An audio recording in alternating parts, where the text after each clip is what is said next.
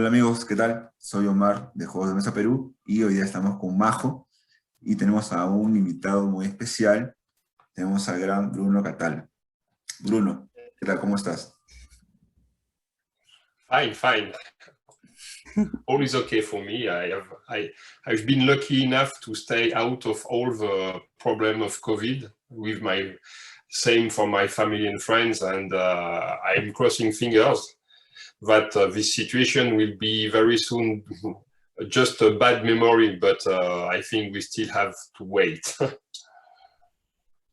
That's true. We're very pleased that you're doing fine. We're doing fine as well, but we can't wait for the moment where we can get together with friends and play board games again.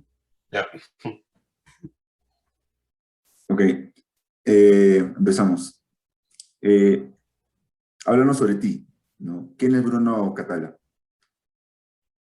So we would like you to introduce yourself, especially for the people who maybe do not know who you are. How would you introduce yourself to them? So I'm 58. I will be 58 years old soon. I'm passionate with games since I've been a child. But before becoming game designer, I had first a real job.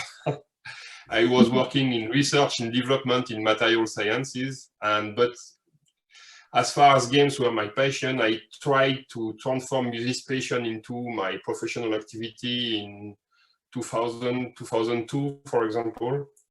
And since 2004, I'm only working on games. So I'm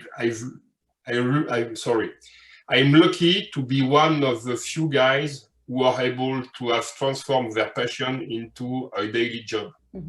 And it's still my passion. I'm not doing games to get my money, but it's because I'm doing games that I have some money for. But it's still a passion. Awesome. So now everyone knows that you are not only a game designer for the money, but also the biggest thing is the passion behind designing games. Exactly. So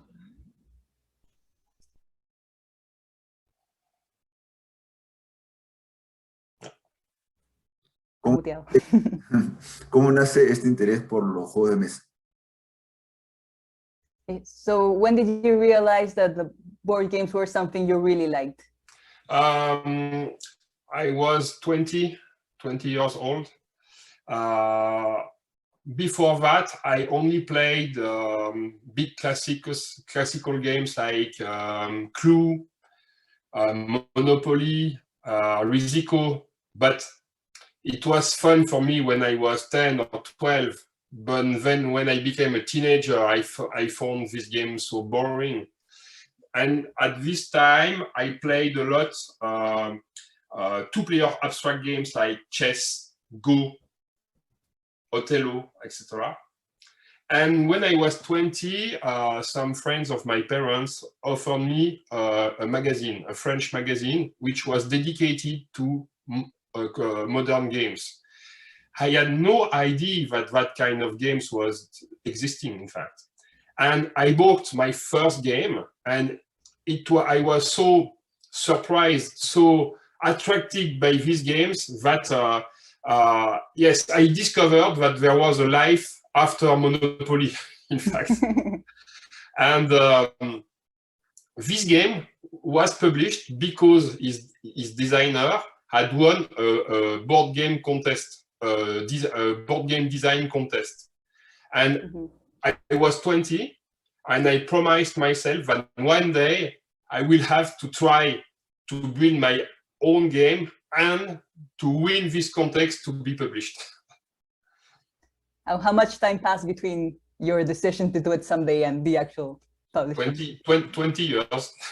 But it happened, that's what counts. Yes, because during this time, before trying myself to design games, I had not enough time to do that because I was involved in my studies, in my job. I was also playing rugby at a good level, so I had two or three trainings each week plus one competition each weekend.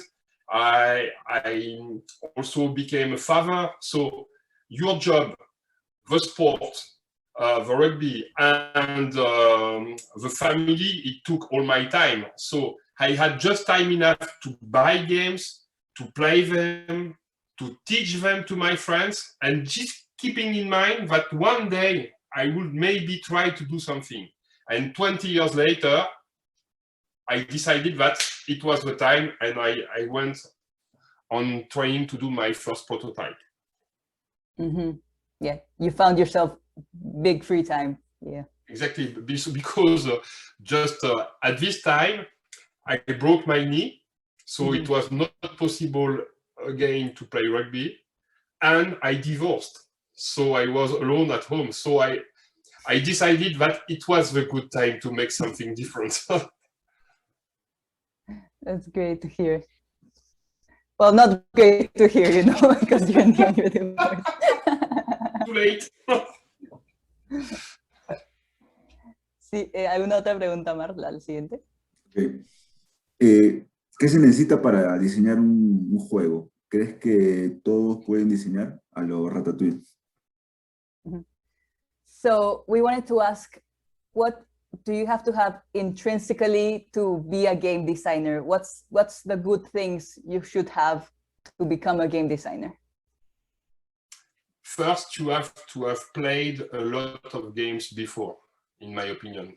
If you want to become a writer, for example, if you want to write some books, you will begin to read a lot of books.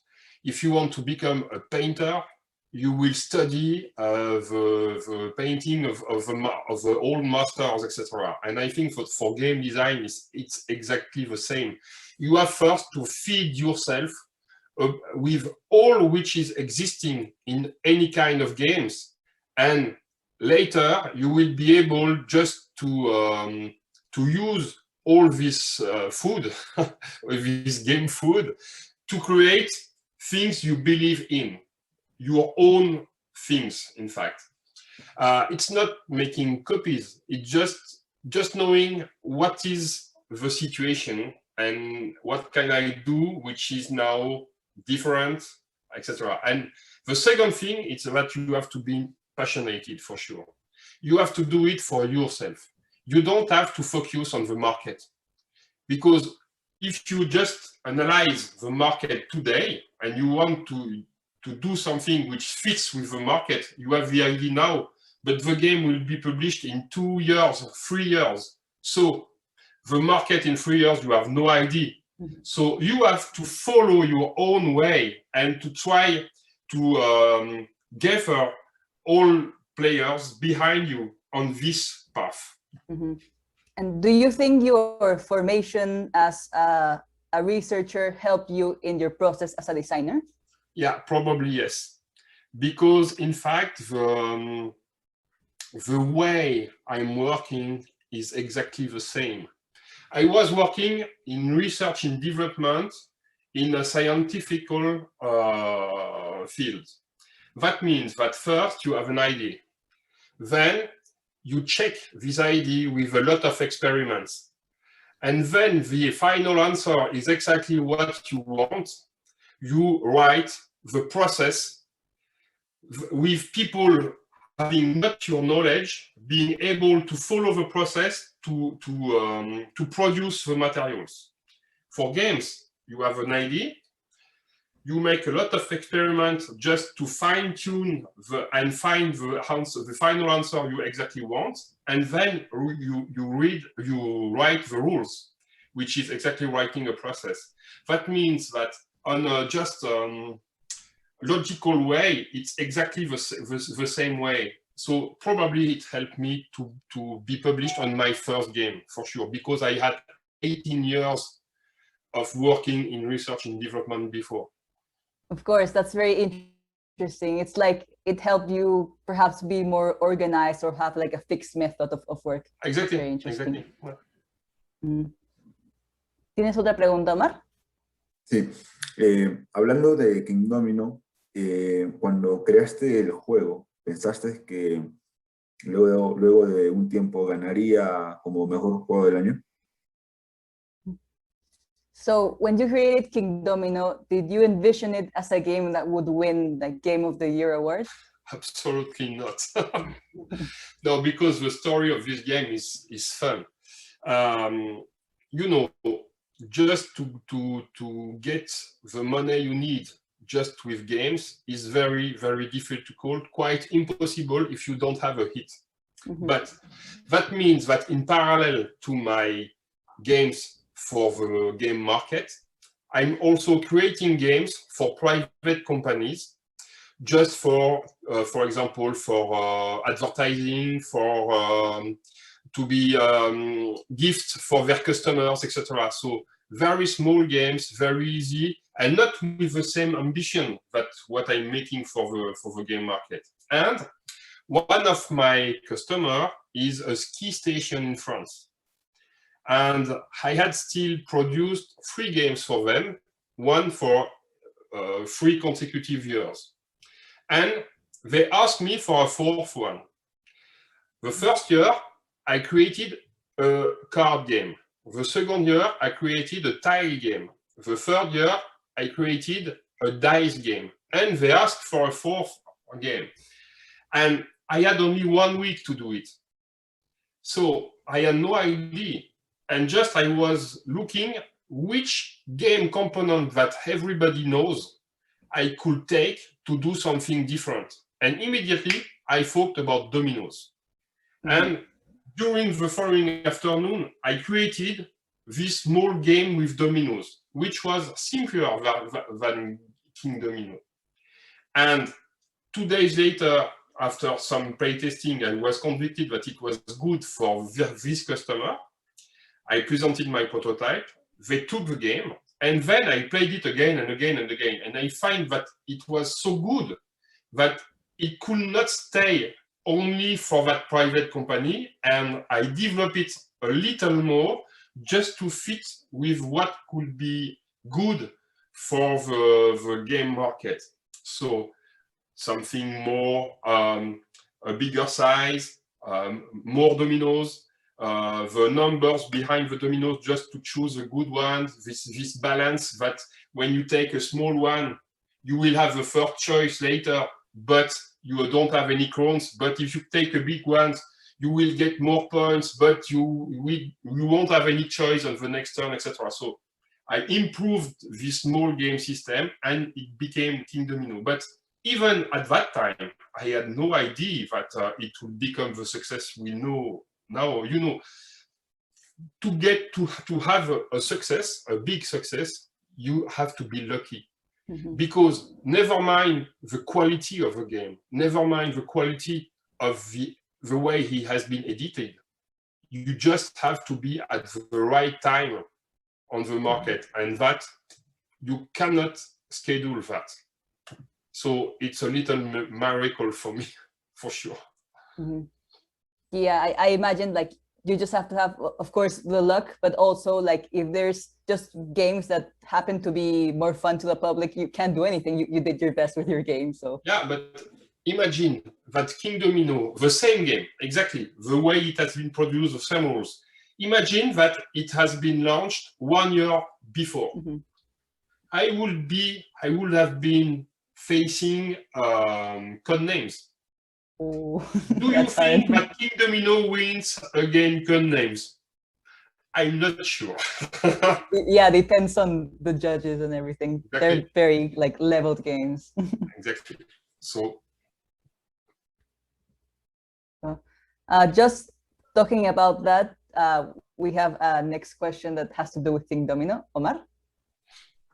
Sí, así como se hizo con Kingdomino, ¿considerarías revivir otro juego clásico como como se hizo esta vez, ¿no? O ha sido algo de un solo momento, ¿no? Lo que se hizo con Kingdomino. So, the way you revive this classical game of dominoes into a new game like Kingdomino, would you consider doing that in the future with other classical games? I still did that. because if you maybe it's not my best known game, but a game like SOS Titanic, for example, is based on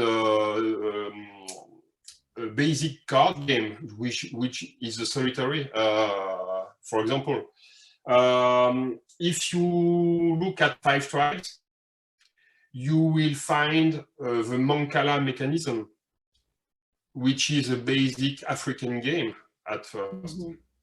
If you look to Ice Team, for example, you could recognize a way to play Chinese chess, Chinese checkers, for example, sorry, etc., etc. So yes, I have very often I can take some of my inspiration on very old game systems, just to refresh them. Yes, it's very nice, like bringing them into new light, because people who know the classical games maybe and want to get into new games associate, and it's more easy for them to learn the game. Yes, definitely. The main difficulty to bring a new game on the market is that people have to learn new rules, and it's always a difficulty. So if you place them in front of something they still quite know, but which is little different with and leads to a very different game experience, you have a winner. So there you have it. You heard the formula right here, right now. So moving on to the next question, Omar.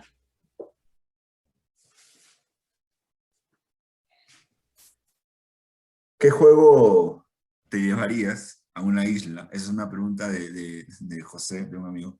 ¿Qué juego te llevarías a una isla si solo pudieras llevarte uno?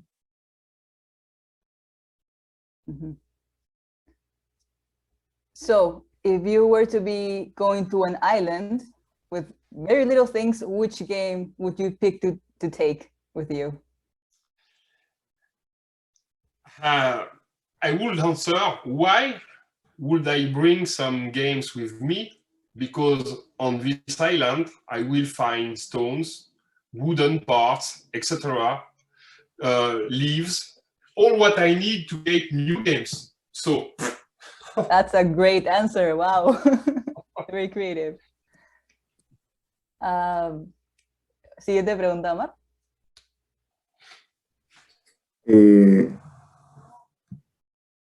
¿Cuál es el juego que más has jugado que no sea de tu autoría? So what's the game you've played the most that you're not the author of? I would say Magic the Gathering by Richard Garfield, because even if I play this game less today, it had a very big impact on me. Before playing Magic, I just knew that I wanted to create a game one day, but I had no idea how to create a game. Playing Magic, building my own decks, I understood game after games how to create a game. And in fact, Magic has learned me a lot of things about game design. And these games will stay until the end for me. That's very interesting, how you can learn, well, how you can learn design by playing games. I think most people don't realize like how the emphasis one has to have on that, because by playing games, you learn so many different things. It's very interesting. Exactly. And you see, when you are playing Magic, if you just want to create your own deck, choosing with the cards which are fitting with other cards, etc., making combos, etc., you still are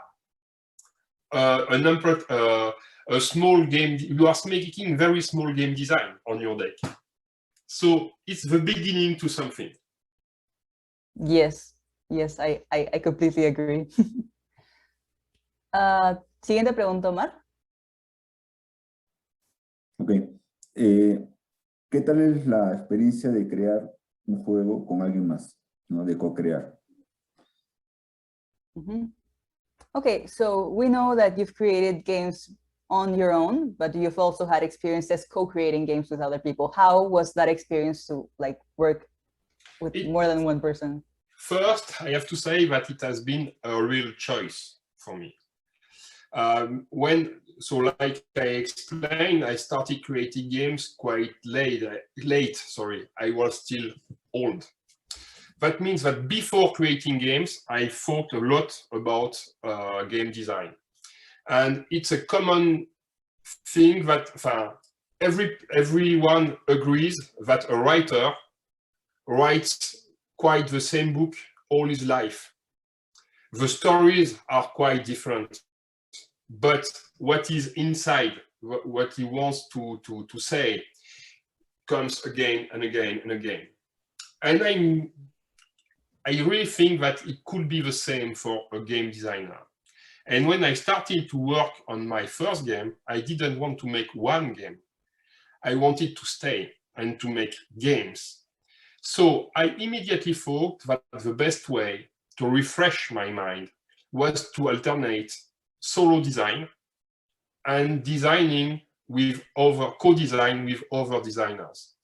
It's the best way to explore ways where you never will go alone, just because your brain always comes back in its comfort zone.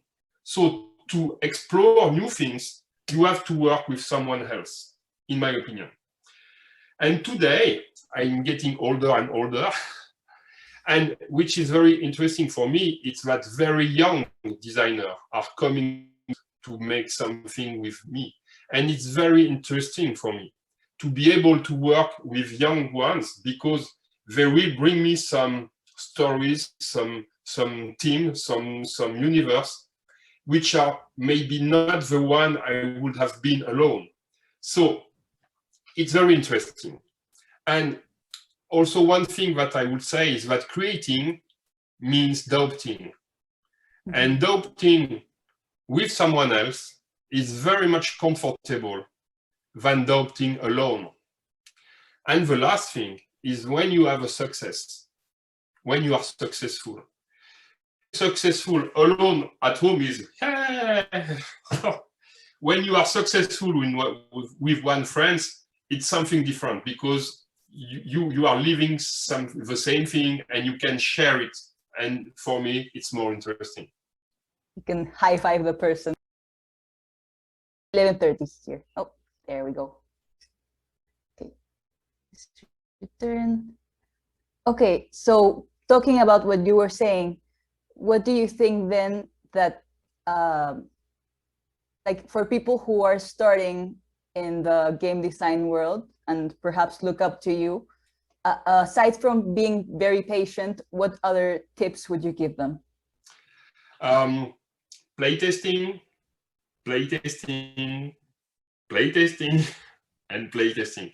That means, you know, there are so many new games which are coming on the market, which are so many new prototypes which are coming, which are going to the publishers, that you just have to think that, to remember that you just have one chance to make a first impression.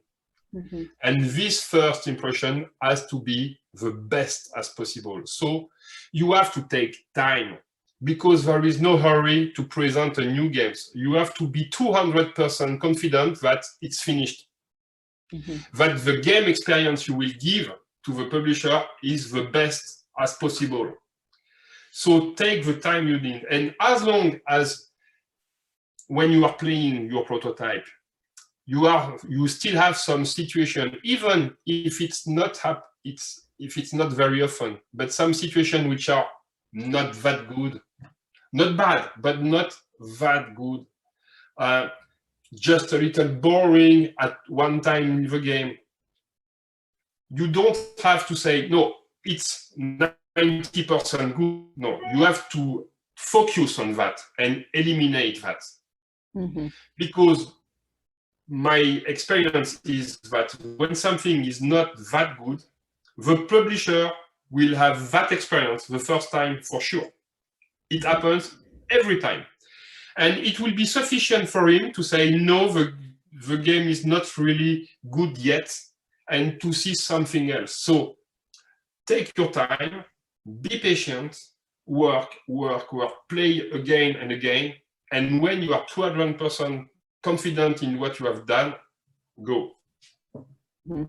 So come on to what people say about failing fast. It's okay to fail fast on your own, but when you take it to the publisher, you have to be sure that you've stopped failing at some point, Exactly. basically. Exactly. Omar, ¿alguna otra pregunta que quieras hacer?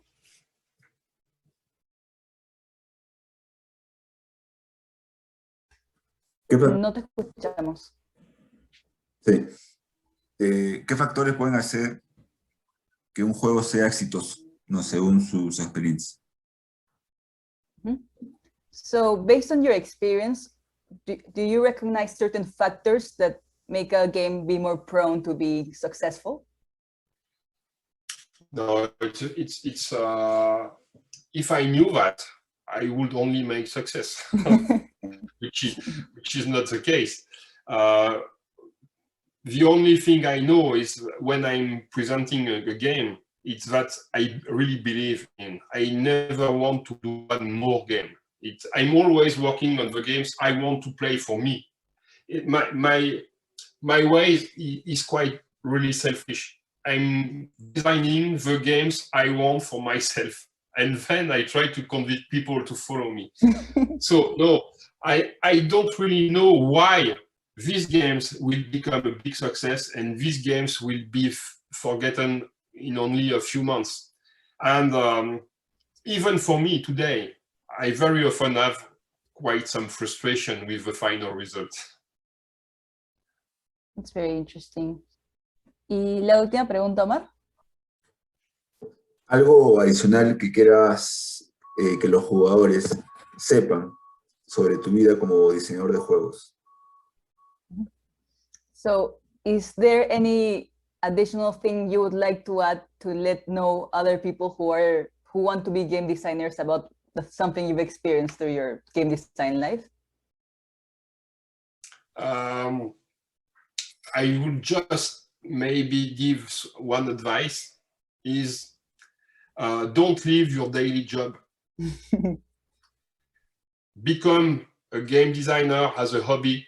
Do it with passion. And if one day you are successful enough, it will be time to think if you go 100% of games or not. But please, don't leave your job. Just because, you know, if you begin to work on a game today, even if it's the best game of the world, it will be on the market only in 2.5 years. That means that you need to get money during this time. Yes, that's very sound advice. We take your wisdom into account. That sounds very reasonable. Omar, ¿quieres palabras finales? Sí, bueno, una vez más, gracias por tu tiempo, por estar acá con nosotros, por compartir tu experiencia. Es un placer estar acá, bueno, haber conversado un momento, de verdad, muchas gracias.